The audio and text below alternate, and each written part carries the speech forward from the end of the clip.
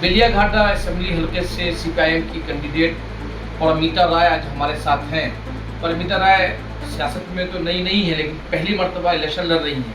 ऐसे वो एसएफआई से ही वो अपनी इनकी सियासी जद्दोजहद रही है और पब्लिक में काम करती रही है। तो इस तरह से पब्लिक में एक जाना पहचाना चेहरा है और पार्टी की पुरानी कारकुन है। पहली मर्तबा पार्टी ने उन्हें इलेक्शन में खड़ा किया है और एक ऐसे वक्त में जब सीपीएम अपने वजूद की लड़ाई लड़ रही है, तो परमिता राय के लिए कितना आसान है, कितना मुश्किल है इलेक्शन लड़ना और क्या एजेंडे हैं। और ये सवाल इसलिए भी ज़्यादा अहम है कि बीजेपी और टीएमसी दोनों का जो एजेंडा है पोलराइज एजेंडा है।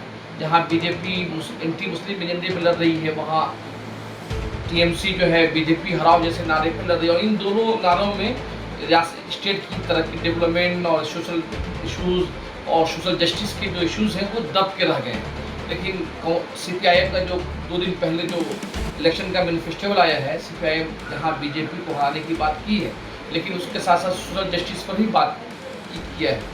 बेलियाघाटा हल्का बहुत ही तारीखी एरिया है। यहाँ पे गांधी जी यहीं आके रुके थे जब यहाँ पे आज़ादी के बाद जब यहाँ राइट हुआ था, और गांधी जी का यहाँ पे याद म्यूजियम भी है यहाँ पे।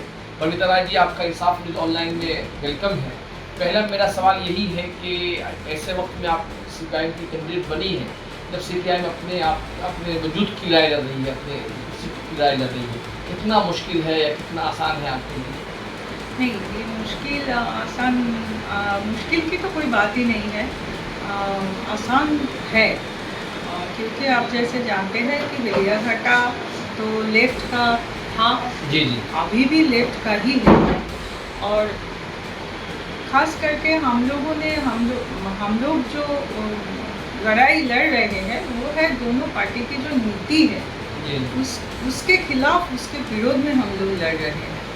तो हमारे जो आम जनता है, जो आवाम है, वो ये दोनों पार्टी है, टीएमसी और भाजपा, इन दोनों की जो नीति है उसको बहुत अच्छे तरीके से समझ चुके हैं।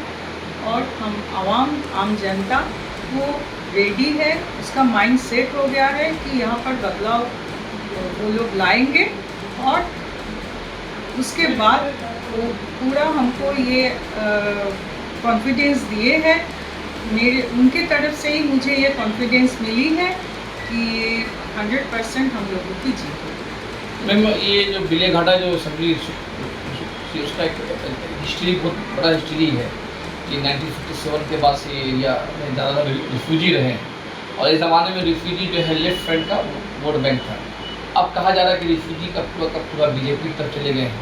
तो आपके लिए फिर उनको वापस लाना अपने इस पक्ष में इतना नहीं, पहले तो ये गलत सोच है कि पूरा वोट भाजपा में चला गया है। नहीं, ऐसा बात नहीं है। बात ये है कि यहाँ पर इतना अत्याचार हुआ 2011 के बाद, लोगों के ऊपर इतना जुल्म हुआ। और 2011 के बाद यहाँ पर की जो लोग हैं, जो आम जनता है, उसको जाकर के पूछिए। आज भी मैंने जब इस इलाका में घूमी सवेरे, तो वहाँ पर भी यही बातचीत हुआ है कि वोट दे पाएंगे। यही सवाल है कि वोट दे पाएंगे। तो 2011 के बाद वोट नहीं दे पाए हैं बेलियाघाटा की जो आवाम है, लेकिन इस बार वो वोट देंगे, ये तो एकदम 100% श्योर है। तो इसका ममता बनर्जी की जो पॉलिटिक्स है वो भी रिफ्यूजियों को लेकर रही है, वो सीए के बारे में हंगामा करती रही है। तो यहाँ पे कोई सीए एनआरसी कोई बड़ा इशू है रिफ्यूजियों के लिए? देखिए, मैं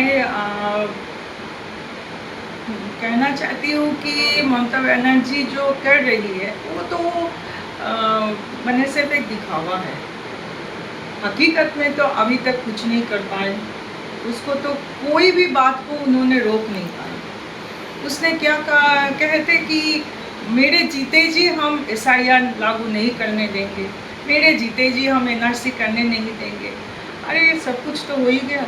एसआईआर वो तो रोक नहीं पाए। और बाकी जो बातें हैं कि वक़्फ़ को लेकर के जो बातें हैं, आपको पता है कि हमारे ये जो बेलियाघाटा जो हल्का है, तो उसमें 30% मुस्लिम वोट है, मुस्लिम माइनॉरिटी वोट है। जी जी। तो माइनॉरिटीज़ जो लोग हैं, उन लोगों से जाकर के पूछिए। मैंने तो पूरे बस्ती में घूमे हैं, ये कहना है कि वाम मोर्चे के ज़माने में जितना बस्ती के अंदर काम हुआ था उसके बाद कुछ काम नहीं हुआ बस्ती के अंदर, चाहे आईटी आला हो चाहे और डेवलपमेंट का जो काम होता है बस्ती सुधारने का, उसका कोई काम हुआ नहीं। और रही बात अगर अकलियतों की बात, तो उसमें ये है कि वक़्फ़ को जो भाजपा ने वहाँ पर वक़्फ़ को लेकर के जो मुद्दा खड़ा कर दिया, तो यहाँ पर बंगाल में जो उसके विरोध में प्रदर्शन करने के लिए उतर आए लोग आवाम, तो यहाँ पर चीफ मिनिस्टर क्या कहा कि नहीं, यहाँ पर क्यों, हम तो वक़्फ़ नहीं लागू करेंगे, दिल्ली जा कर के करें। लेकिन हम लोगों ने क्या देखा कि पहला पोर्टल किसने खोला, बंगाल में ही तो खोला गया जब वहाँ उधर से इंस्ट्रक्शन आया। दूसरी बात ये है कि आप देखिए 100 दिन हो गए, मदरसा जो शिक्षक है, जो टीचर्स है, उन लोगों ने कफन पहन करके जुलूस निकाले, उसका जो प्रॉब्लम्स है उसको सॉल्व करने के लिए प्रदर्शन किए, लेकिन आज तक उसका हाल नहीं हुआ है। और जो उन्होंने उर्दू लैंग्वेज को लेकर के बोला था कि सेकेंड लैंग्वेज, अरे सिर्फ विधानसभा में बोलने से नहीं होता है, उसके लिए टीचर देना पड़ता है, उसके लिए बजट फिक्स करना पड़ता है, पैसा देना पड़ता है और सब्जेक्ट देना पड़ता है। वो अलग काम कहाँ हुआ है? तो उसको एक मौजूद वाहिनी के हिसाब से वो यूज़ कर रहे हैं टीएमसी, लेकिन उन लोगों की जो ज़िंदगी में जो तरक्की का जो काम उसके ज़िंदगी में, तो वो तरक्की अलग काम जितना हुआ है वो वाम मोर्चे ने ही किया है, उसके बाद ज़्यादा कुछ हुआ ही नहीं। मैडम, आप जो एजेंडे पे इशूज़ को बात कर रही हैं, क्या इस इशूज़ को मुस्लिम समाज सुनने को तैयार है? हाँ, अभी क्योंकि मैं जहाँ तक जानता हूँ सब मुस्लिम समाज में सिर्फ एक ही बात है कि बीजेपी को जो हराएगा उसको देंगे हम। तो ये जो इशूज़ आप उठा रही हैं, वक्फ का इशू है, बस्ती की जो नए तरक्की का इशू है, या फिर उर्दू का है, मदरसा का जो इशू, ये वाक़ई इशू है। आप एक मुझे ताज्जुब भी हो रहा है कि आप बेलिया घाटा की कैंडिडेट होकर भी उस इशू पर बात कर रहे हैं जो मुस्लिम समाज का बहुत कोर इशू है, जबकि आपके लिए। हाँ, क्योंकि मैं बचपन से उन लोगों के अंदर रह चुकी हूँ, उन लोगों की दर्द और दुख मैं समझती हूँ। ये जो है ना, ये भाजपा हिंदू करते हैं लेकिन हिंदू लोगों के लिए कुछ करते ही नहीं है। और ये जो मुस्लिम करते हैं टीएमसी वालों ने, तो मुस्लिम लोगों के लिए कुछ किया ही नहीं। इन लोगों का ये पॉलिटिकल एजेंडा है, उसका अपना स्वार्थ को वो फुलफिल करने के लिए ये बाइनरी क्रिएट किए हैं। और माइनॉरिटीज़ लोग जो है वो उन लोगों के समझ में आ गए हैं कि ये जो भाजपा का नाम ले करके डरा करके जो ब्लैकमेलिंग उसके साथ किया जा रहा है 2011 के बाद कि हम लोगों को वोट दो, ये नहीं तो भाजपा आ जाएगा, ये उनके समझ में आ गए हैं।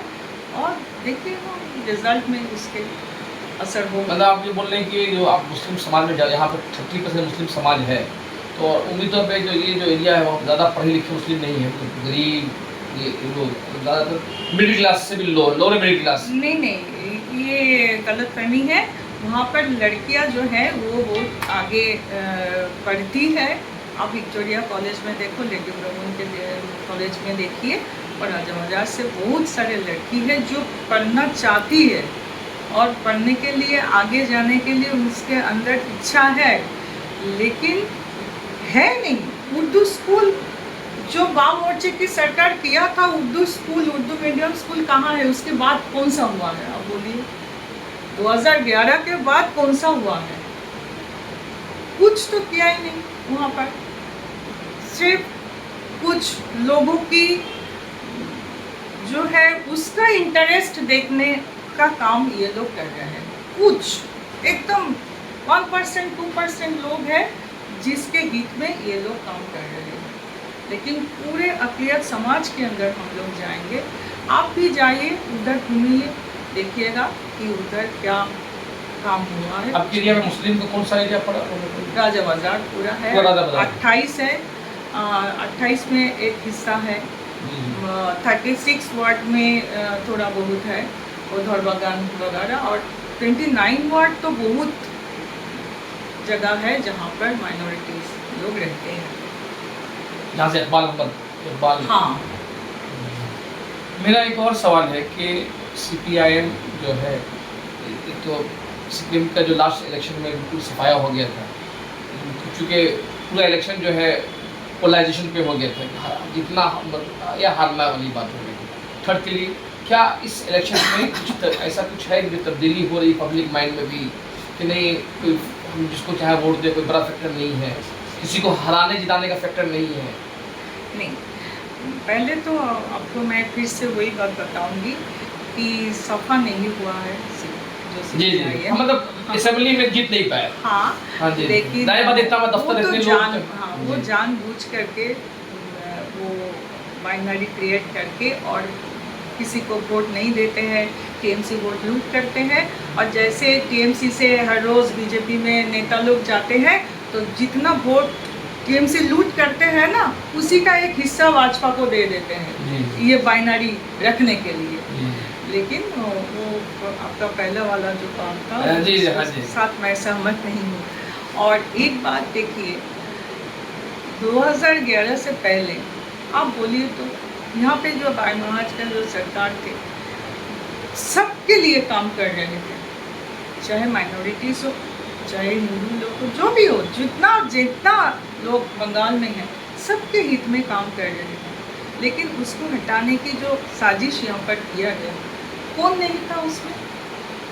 आप लोग पता नहीं, आप लोग वो वीडियो देखते हो कि नहीं, लेकिन मैं देखती हूँ वो ऐसी का जो वीडियो, उसमें भी उन्होंने कहा कि वो दिल्ली से आए थे और ममता के पास गए और शुभेंदु अधिकारी उसको लेकर के नंदीग्राम गए, तो वो भी शामिल थे उस साजिश में। और भाजपा, राजनाथ सिंह आकर के बैठे हुए थे ममता बनर्जी के पास, तो भाजपा भी शामिल थे। आज शुभेंदु अधिकारी बता रहे हैं कि ममता जी जब बता रही है कि शुभेंदु अधिकारी ने सब कुछ किया था, और जो चोटी पौड़ा पुलिस, वो तो ममता बनर्जी कह रहे हैं वो मैं कुछ नहीं जानती हूँ, वो सब शुभेंदु अधिकारी ने किया है। और शुभेंदु अधिकारी बता रहे हैं मैं किसकी इशारे करती है। तो बात तो खुलासा अब हो गया है कि कितना बड़ा साजिश था कि ये वाम मोर्चे की जो सरकार, जो यहाँ पर फिल्का परिस्थिति ताकत को कभी जमने नहीं दिया, यहाँ पर जो माहौल था हिंदू मुस्लिम ये माहौल ही नहीं था। यहाँ पर रोटी रोजी का मामला जो था उसको लेकर के हम चल रहे थे। शिल्पों, कल कारखाना, इंडस्ट्री, वो सब करके हमारे राज्यों की जो बेकार जो नौजवान लोग हैं, बेरोजगारी जो है उसको मिटाने के लिए बुद्धदेव भट्टाचार्य कोशिश कर रहे थे। महंगाई को एक नियंत्रण में रखने के लिए हम काम कर रहे थे। सरकारी जगह में जो एक ट्रांसपेरेंसी के साथ, स्वच्छता के साथ हम लोग नियोग कर रहे थे। ये जो तरक्की, आप सोचिए कि अगर इंडस्ट्री हो जाता तो बंगाल का क्या माने कैसे उसको बंगाल को पहचानते थे पूरे विश्व में कि अगर इंडस्ट्री यहाँ पर हो जाता। तो आज जो हमारे घर के लड़का लड़की लोग बाहर जा रहे हैं कामकाज की खोज में, और एक एक घर, जैसे बंगाली में कहते हैं कि वृद्धाश्रम, ओल्ड एज होम, तो वो हालत देखने को नहीं मिलता। अगर यहाँ पर इंडस्ट्री हो जाता पूरा बंगाल का नक्शा ही बदल जाता। तो इसको नहीं होने दिया। और नुकसान, ये आप बार बार बता रहे हो ना कि आप लोग ज़ीरो हो गए। अरे ज़ीरो तो हम लोग हो गए, लेकिन हकीकत में देखिए बंगाल की जनता ज़ीरो हो गए। मेरा सवाल ये है मैम कि कलकत्ता जो सिटी है, मेट्रो सिटी है, लेकिन जो आप इंडिया के जो दिग्गज दिल्ली, मुंबई, चेन्नई, इन 3 मेट्रो सिटी को देखिएगा, वो कहाँ है आज? कलकत्ता आज भी वहीं पे, जो 50 साल पुराना कलकत्ता है वहीं पे रुका हुआ है। तो ऐसा आखिर इसके पीछे वजह क्या है जो कलकत्ता रुक सा गया है? वजह यही है कि वो साजिश किया गया था कि कोलकाता को और बंगाल को इसी हालत में ढकलने की। तोलाबाजी, काटमानी, दुर्नीति, अपना पैकेट भरने की ये जो बात है, और करोड़ों रुपया ये अपने हिस्से में जमा करने का, यही बातों के लिए ही ये हालत पैदा किया गया। उन लोगों से पूछिए ना कि कोलकाता को लंदन बनाने के जो उन लोगों ने बात किए थे, क्यों नहीं बना पाए? क्योंकि ध्यान ही तो नहीं है, उसमें ध्यान ही नहीं था।